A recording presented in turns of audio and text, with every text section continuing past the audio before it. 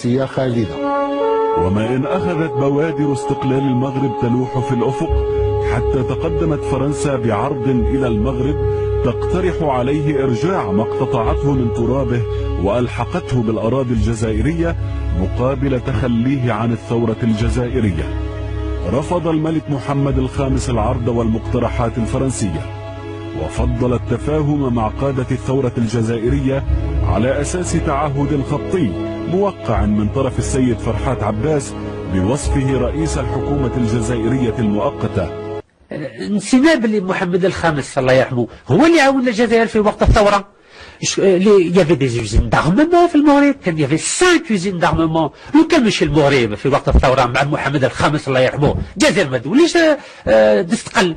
ما ننساوش هذو المغاربة مسلمين عرب وخوة.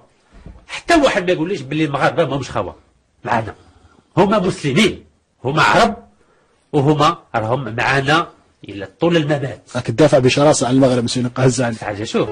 ومما جاء في هذا التعهد إن الحكومة المؤقتة للجمهورية الجزائرية تعترف من جهتها أن مشكلة الأراضي التي أقرت فرنسا حدودها بصفة جائرة سيتوصل إلى حل في شأنها عن طريق المفاوضات بين حكومة المملكة المغربية وحكومة الجزائر عندما تحصل الجزائر على استقلالها.